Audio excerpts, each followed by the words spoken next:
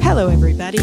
My name is Polly Hammond, and you are listening to Uncorked, the Italian wine podcast series about all things marketing and communication. Join me each week for candid conversations with experts from within and beyond the wine world as we explore what it takes to build a profitable business in today's constantly shifting environment. In this episode, we're joined by Krister Bengtsson, founder and publisher of Star Wine List. With a strategy focused on long-term sustainable growth, Krister and his team eschewed the move fast and break things, a startup approach, in favor of consistent value, measured launches, and relationship building. We're here to talk about how this direction carried them through a pandemic, despite being all about wine lists, how his background in journalism paved the way for good content, and how Star Wine List has carved a unique niche in the world of wine writing. Let's get into it. Good morning. Good morning on this blazingly hot European day. You're in France. I'm in Spain. The world is going up in flames around us. And I'm so glad that you could join me from your holiday. Welcome, Krister. Thank you so much. Thanks for inviting me. I'm in Bordeaux, and thankfully the weather shifted a bit overnight. But yesterday, 42 degrees and fires around. So, crazy times. Are you out in the world and feeling like a palpable concern about this from your neighbors and just Bordeaux populace in general? Can they talk about anything else? It's very palpable. It's been a huge fire out by the Dune-du-Pilat, the coast, and evacuations, and then one south in the south of Grave region around La Duras with forest fires. And I was at Chateau Aubaye yesterday, visiting there, and of course, it's scary. Yeah, it's petrifying. We interviewed the Porto Protocol team recently. Of course, they're doing a ton of work on it. You've got the IWCA, and then also you and I recently saw one another in person at a conference where, of course, climate change, but also just in general sustainability was key to the discussion topics. So, it's funny. I was just communicating with someone who's not in the wine world and trying to get people who do sort of similar marketing and communication work, not in wine, to get them to understand that this is actually just survival for our industry. This isn't like a happy feel good, we're going to talk about sustainability. It's like we're really at risk, is such a concern. But we're not going to talk about that today. We're going to talk about Star Wine List. Thank you. So first, just for the benefit of everyone listening who hasn't had a chance to sit around and talk with you at conferences to understand exactly what Star Wine List is, can you kick it down a little bit of the history, what your purpose is, and then we're going to dive into some questions about building a wine tech platform. Great, thank you. Yeah, Star Wine List is quite simply a guide to great wine bars and wine restaurants. It's a website and an app. And the idea came 5 or 6 years ago. My background is in wine and communications. I'm a journalist originally, and I thought that, there are so many restaurant guides in the world, Michelin and 50 Best and Gourmillot and Zagat and everything.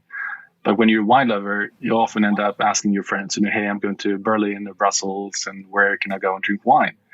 And I thought there's something missing there. So we're trying to build that resource for wine lovers to find great places to drink wine. So focusing on going out and drinking wine, and to have wine professionals share their favorite spots. So quite often sommeliers, sometimes wine writers, and probably more winemakers going out to the wine region and saying, well, these are my favorite spots if you're coming to Berlin, all the way from small natural wine bars to bistros and fine dining, to be open and inclusive there and build that network. So we started 5 years ago in Stockholm, and now we're in 35 countries with 75 ambassadors around the world. And I think we're more than 2,000 recommendations now across all continents. So it's fun.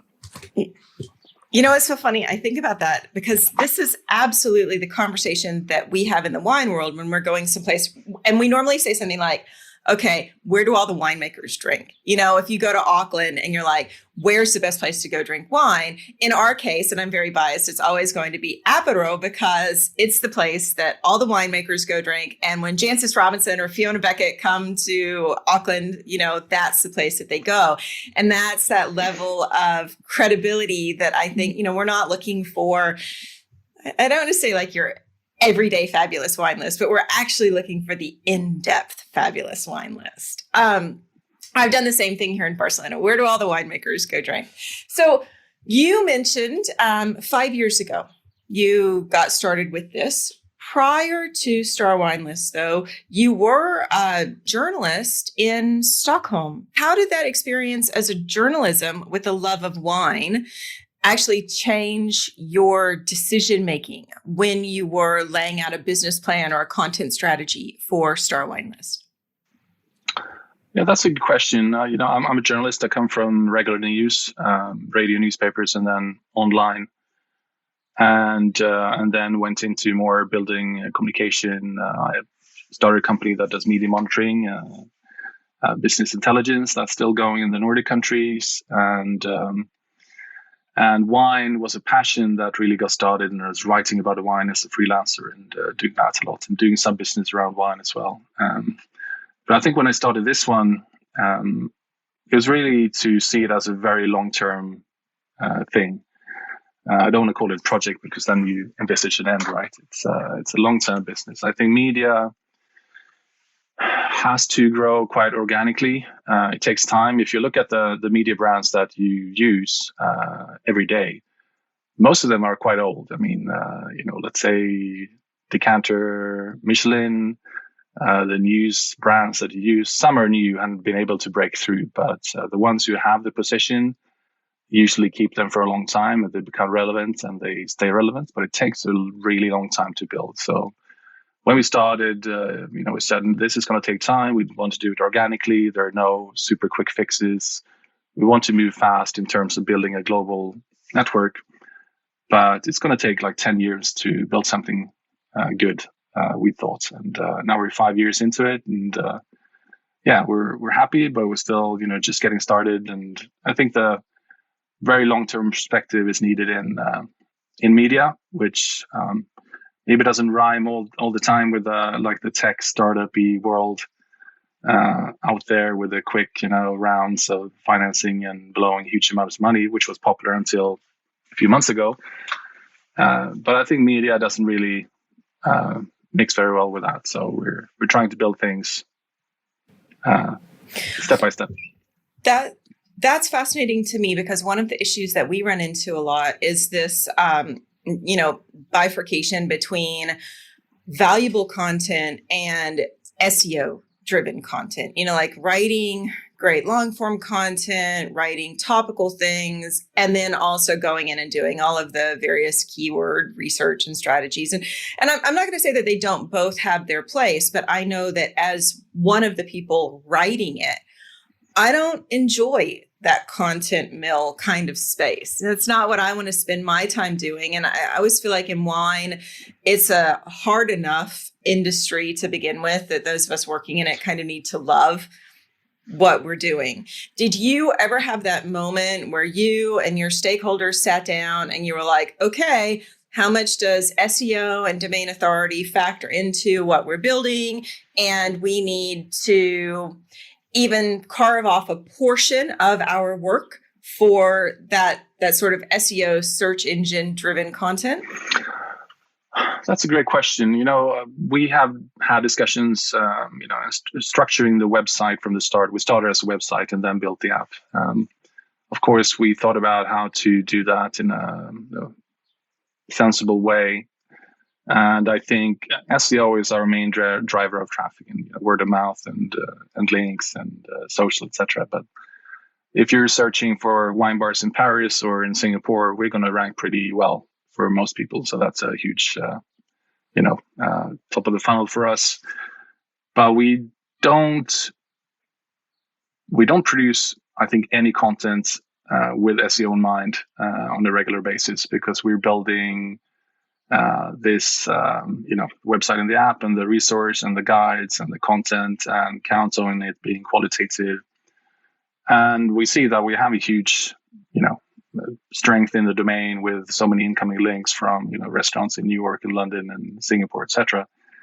That, we get a lot of incoming traffic from people who want to get links or guest post or whatever, which, it's not interesting for us. But I think it was interesting. We saw that maybe 2.5 years ago or something, 2-3 years ago, when Google, of course, starting out is putting you in a geographical folder, right? Saying, okay, this is useful for someone in the Nordics.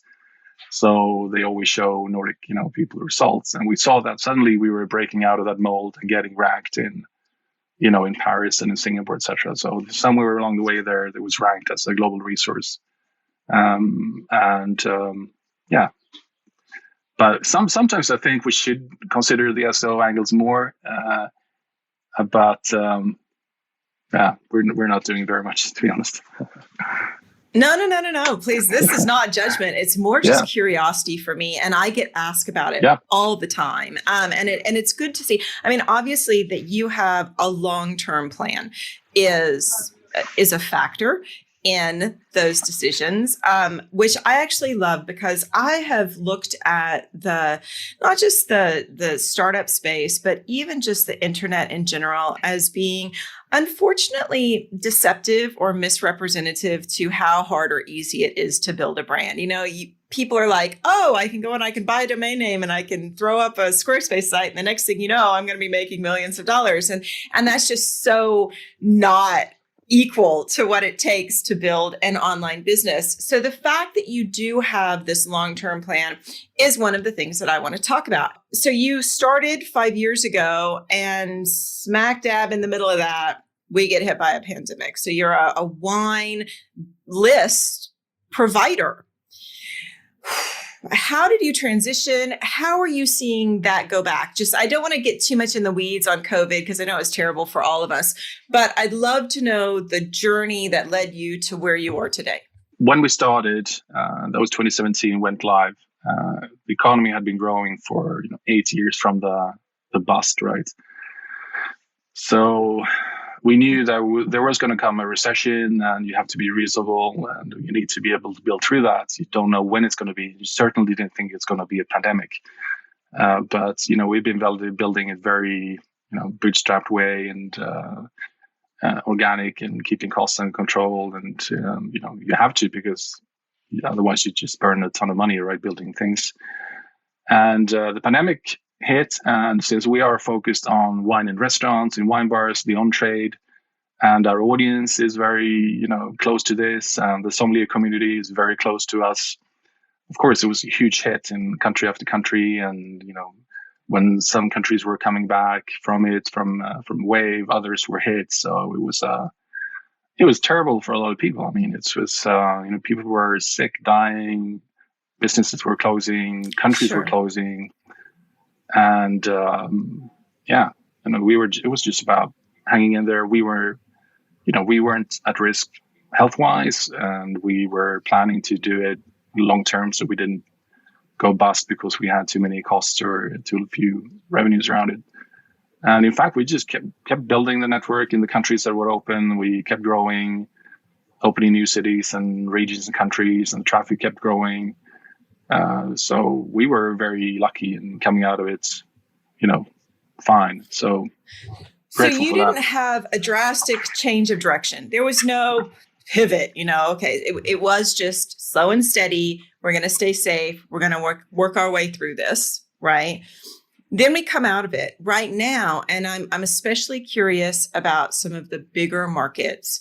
What are you seeing in terms of adoption of your platform as a marketing arm for hospitality? Because hospitality has been so hard hit. Are people just completely grasping for ways to get their name out there, or are they pulling back still? Yeah, I can perhaps take a moment to explain the business.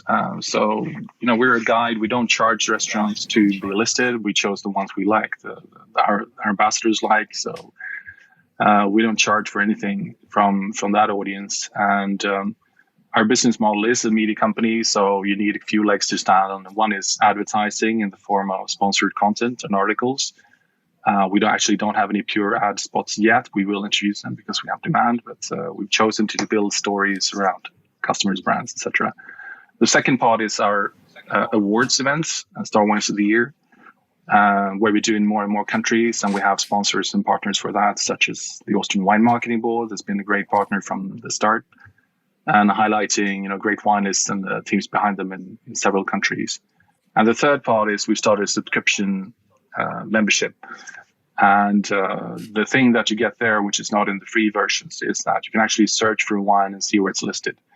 So because we now have more than 1,600 wine lists updated from top restaurants around the world, it's become a bit of a trade tool as well. If you're a sommelier in Copenhagen, you're thinking about listing a new wine, you're going to check on Star Wines to see who else in Copenhagen is listing this and benchmark your price a little bit and get inspiration from other cities.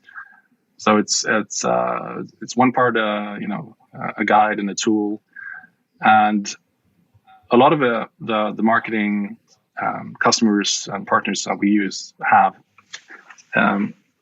is very much about reaching a premium audience in the top sommeliers and getting connections there. And other wine lovers and the networking really, and that's been coming out of the pandemic, which is started cool with a big champagne brand just before this one, discussing about reaching out to certain audiences, and we see it's pretty much word of mouth there as well. People talk about it and see, and a lot of incoming from our newsletter. That people are reading and say, hey, we want to be a part of this. So it's gratifying. A lot of it has been you out pounding the beat, getting to know people, building relationships within the wine world. You started out in Stockholm, which I think is kind of fascinating from a wine perspective, because obviously places that build wine, products, they start in France or they start in Napa, they start with these big markets. Did that give you an opportunity to work and refine and test what you're rolling out with, sort of in smaller markets before you go out to the great big wide world? What was that growth process like? Yeah, we started in Stockholm because it's our hometown. We had all the connections, and it was close to home, and then step by step building the network through people we knew that, this person, for instance, Arvid Rosengren, who's, best sommelier of the world 2016, and a friend, and he also a partner in the company. So he was based then in New York. So he built the New York guide and spread the word around that. And following the network, and not only me, but the other people involved, ambassadors, etc. But I think it's no matter what you build, you need to be in some kind of iteration that, what's working, what's not. Even though we have a very long-term idea of what's valuable, even if, that's kind of the core, but then you try things along the way and see, how's it going to be phrased, and selections, and how everything is used. What does that decision-making process look like for Star Wine List, given the long-term, perspective of it? Is you and the stakeholders sitting around a boardroom together? Is it trying things and testing them? How does that work? And I actually ask this for the benefit of a lot of people within both the wine and the non-wine world who simply maybe don't have a system for how to grow and iterate. That's a good question. I think for our part, for instance, when it comes to selecting, people wonder, how do you select the countries, cities, markets you go to? We've for a long time had sort of a top list of cities, countries, and regions that are priorities, such as Barcelona, where you are, because it's a huge destination and great place to go and drink wine. So we wanted to get that done really well. We have Ferran Santelis, who's the top sommelier, formerly of El Bulli, who's done the selection for us there. It's amazing. And so one part has been strategy, following that roadmap on a long schedule, and one part opportunism. So, for instance, we had a great sommelier in Mexico City who got in touch and say, "Hey, this is amazing. can I help build the guide to Mexico City? And we didn't really plan to do Mexico City anytime soon, but we had, it was a great, it was Cesar Garduño, who was in Mexico City then. Now he's actually in Iceland working for Dill, and he's our ambassador there, done the selection in both Mexico City and Reykjavik. So one part strategy, one part opportunism to see, okay, this is opening up and there's demand for this, so let's follow it. One part is, which is super hard, of course, saying no to a lot of good ideas, because you have limited resources, especially if you're a small team, and there are so many people who want to collaborate, and the team has great ideas, and you have ideas, and you think, wow, that'd be amazing. But you just have to learn that, okay, we're going to say no to a lot of great things to try and keep focused, to not be spreading too much. Is there anything you said no to that you kicked yourself for afterwards? That like 3 months down the line, you're like, we should have said yes to that. Not yet. Probably because I don't have a good memory for it. I'm trying to forget about those. But that one's really hard, no matter what you do, I think. What's interesting to me, though, is that what you're building actually helps brands say yes and no. That was a nice segue, wasn't it? And so you came from media with insights, and now you're building a platform that actually has the opportunity to provide those kind of business insights if you chose to. Is that sort of data reporting on the roadmap for Star Wine List? It's not a priority. We get that question.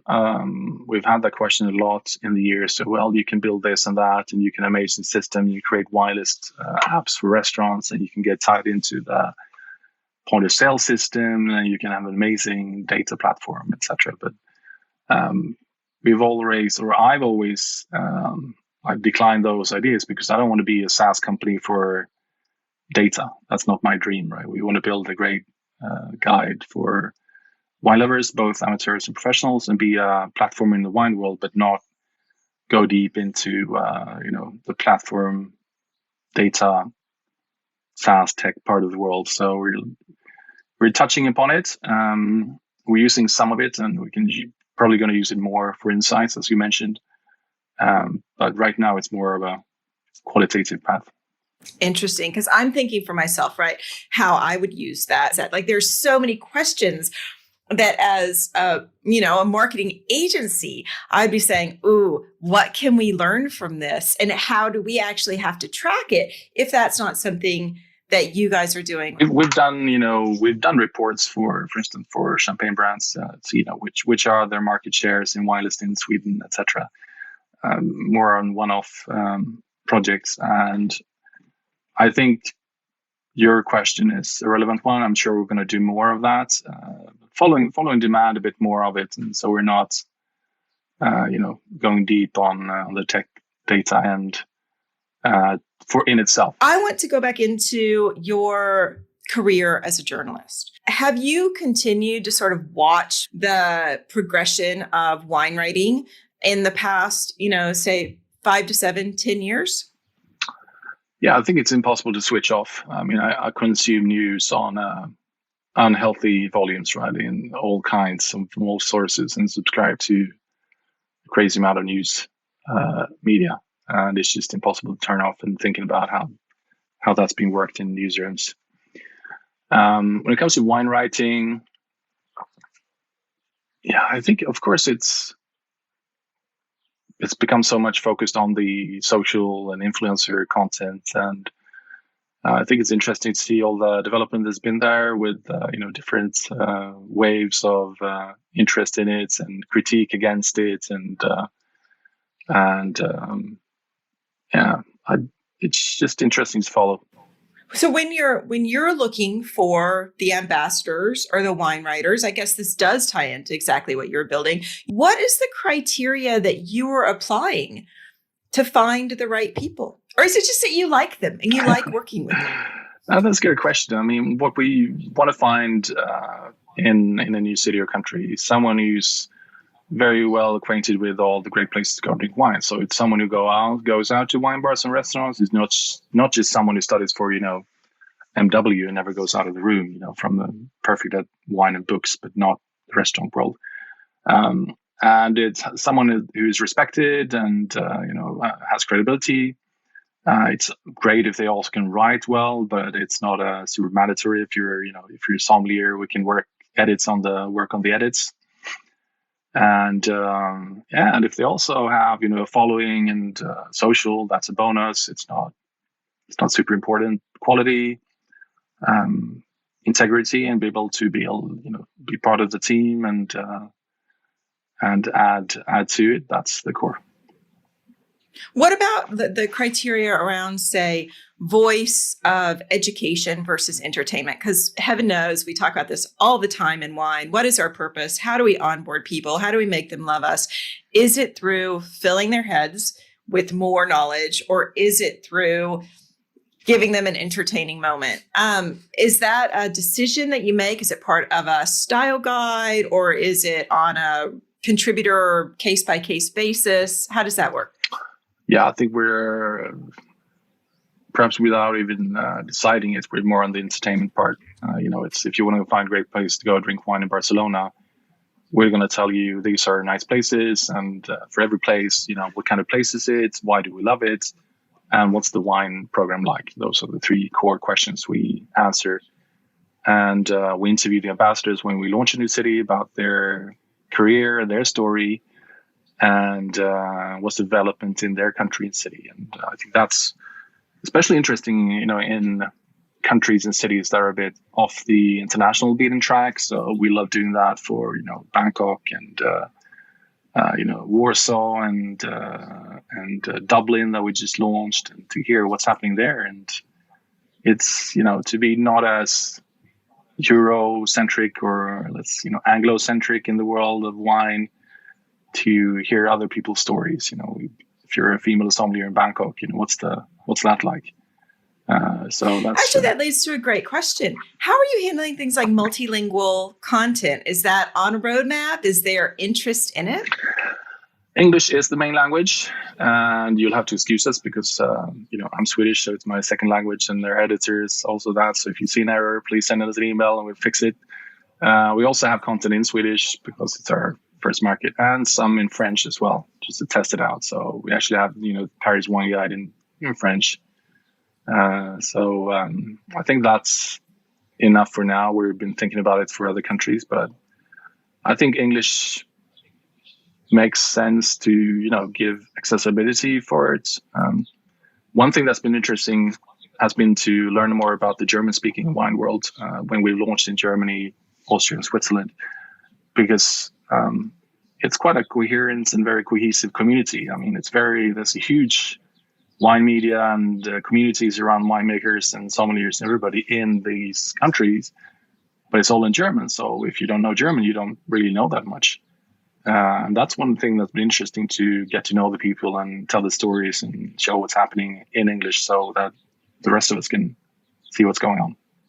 You and I are of an age, when, I don't know about you, but I was forced to learn to diagram sentences, I had to actually write properly. I talked to a lot of my friends who are writers and editors, and they're in the same space. And sometimes we just look at the world around us, even as communicators, and we're like, please write coherently, have a good structure, you take us on a path, just privately, is this the kind of thing that you sit back and you look at lifestyle writing and you're like, oh my God, what's happened? I've not that much, to be honest. Or are we archaic? Yeah, I think, well, to be honest, I think there's more problems with stories that are, too generic and too formulaic in the old, what's called, classical styles. And the story is simply not interesting enough. If what's the surprise there? And I probably find it more interesting if you're lacking in style, but it's a new fresh angle and something that is surprising you. And surely you see this where you are having to do research for the purpose of some copy, and you're like, oh my God, this particular brand story is just so boringly traditional. Do you reach out to them? What do you do in that? Do you say, hey, we're featuring you, we're telling your story, can you help us out? How can we just liven this up a little bit? Because we hear this all the time, right? From wine reviewers and wine writers that were like, oh my God, it's another Hands with Grapes picture. Yeah. Well, when we tell the stories of brands and partners, we definitely start from scratch. And we tell them that, well, please send us your marketing material, but we're not going to use any of it because it's probably been going through too many, committees, and it's just not. That's the stuff that people filter out immediately when you see it. And then we start from scratch and look at it. Okay, what's the story here that would be interesting to our audience, and try and find a hook and an angle and something that resonates. And we start from scratch and we tell the story. Of course, sometimes it follows a launch, or so you have to tell the news angle that this is happening. But there's usually other stories to be told that give a bit of spice and edge. And do you ever get any pushback?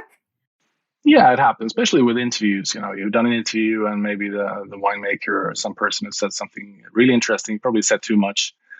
And that's the stuff you want to keep. And that's usually what someone wants to take away because, it was, perhaps a bit too edgy or giving away something or criticizing someone else, giving it a contrast. So it happens. But generally, not much.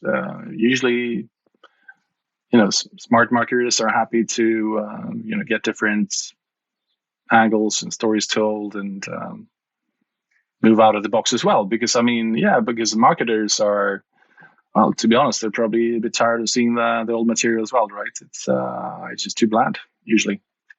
Any interest in moving beyond the written word as content? Would you be looking at video production, YouTube, something even along the lines of what 67 Pall Mall is doing with 67 Pall Mall TV? Is that on the roadmap? Not right now, and that's also a bit to the focus discussion. So we have, 3 focus areas. One is building the guide to cover the world.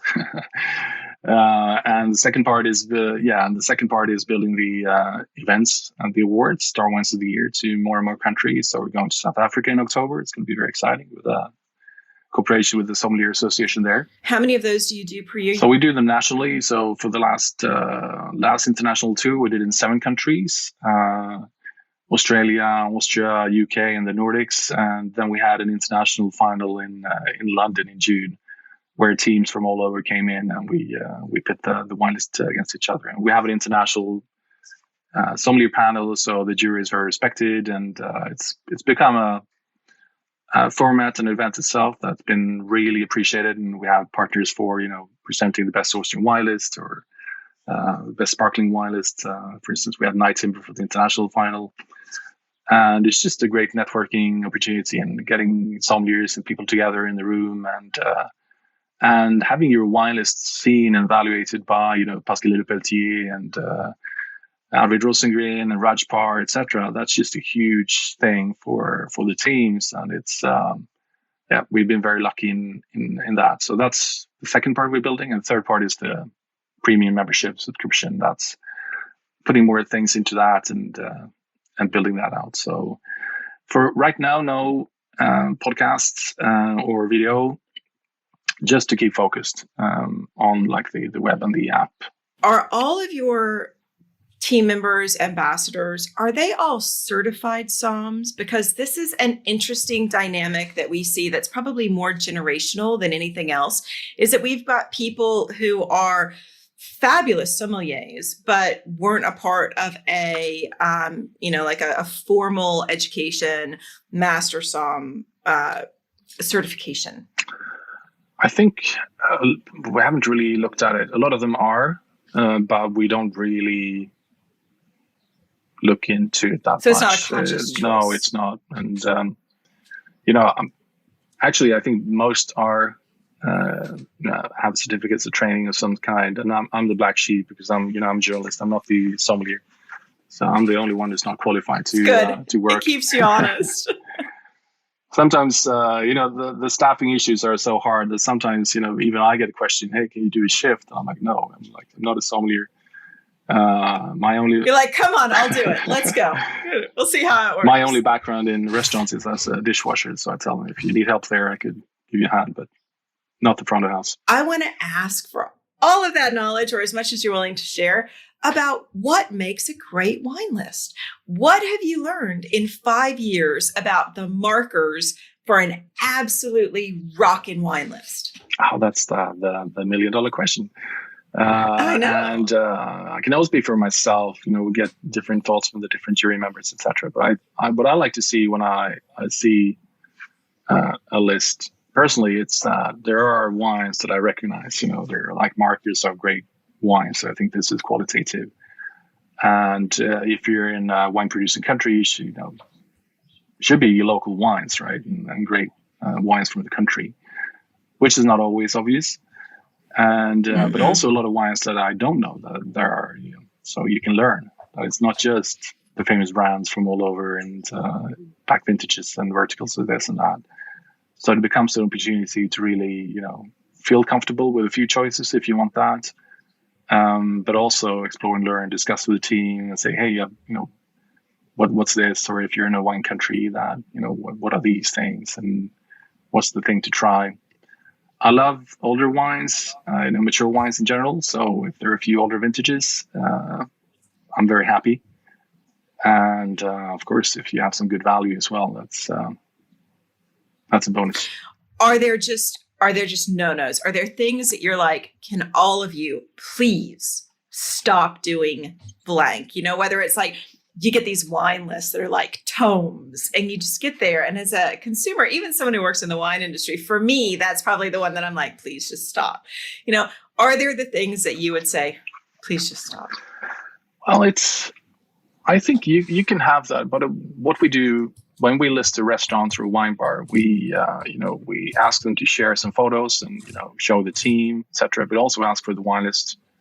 If it's not on the website, we ask, do you share the wine list? And it's a bit of a culture thing. If you're in like Northern Europe, US, UK, it's standard, right, to share the wine list. Whereas, say, the more south you go in Europe, the less standard it is. It's France, it's rare. Yeah.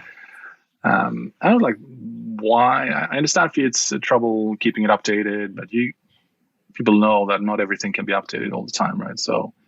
And when we show the wine list on Store Wine List, you actually have a date stamp saying, well, this was updated, May 11th. So that things may have changed.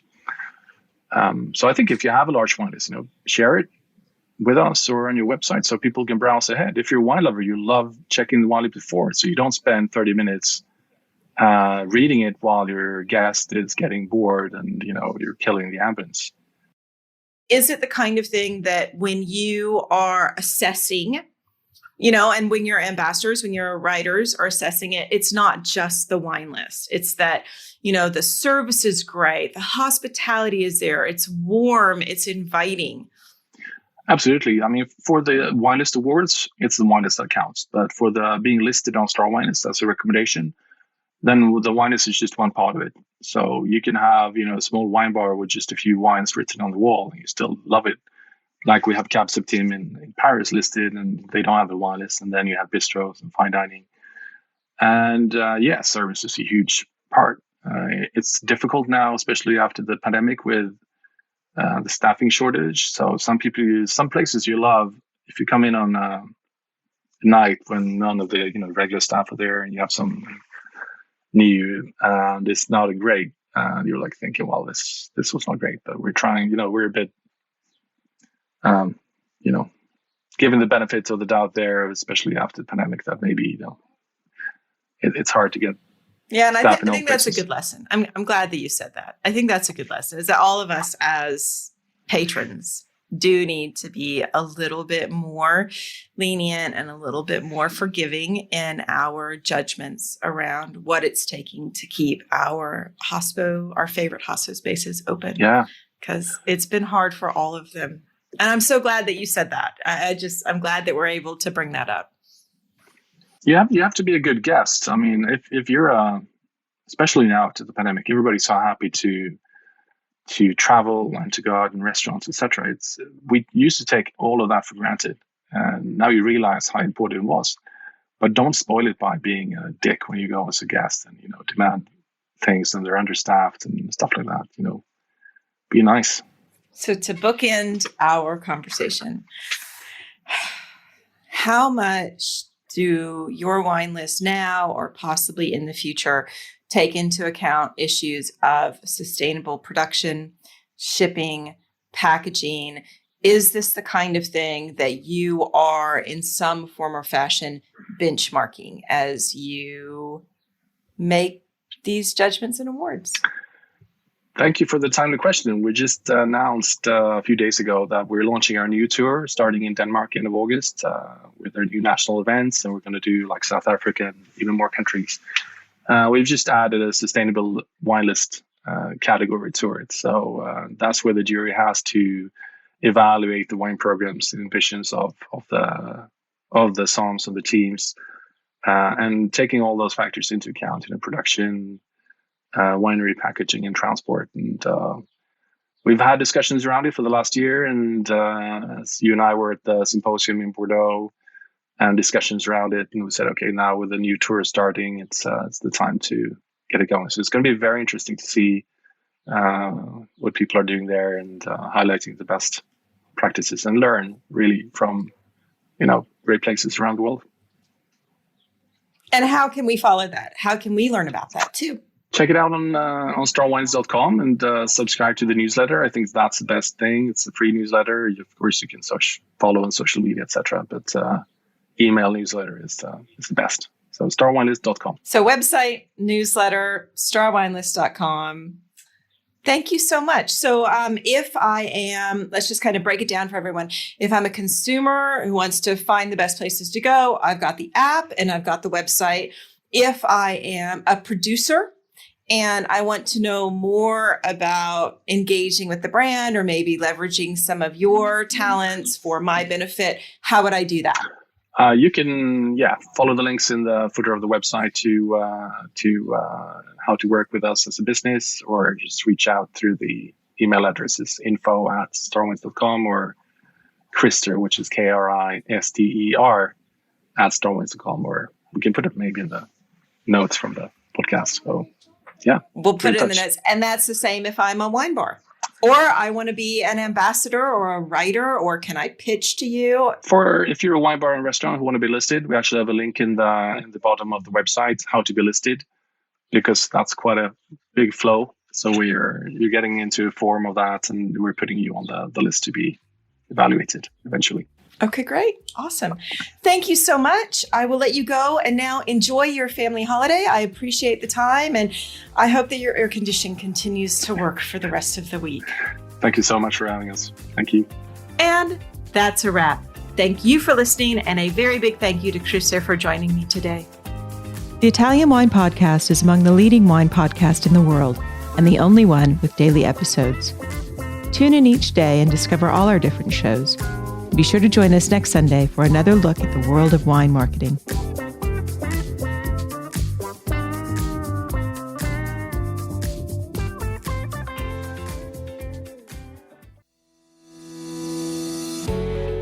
Hi guys, I'm Joy Livingston and I am the producer of the Italian Wine Podcast. Thank you for listening. We are the only wine podcast that has been doing a daily show since the pandemic began. This is a labor of love and we are committed to bringing you free content every day. Of course, this takes time and effort, not to mention the cost of equipment, production, and editing. We would be grateful for your donations, suggestions, requests, and ideas. For more information on how to get in touch, go to italianwinepodcast.com.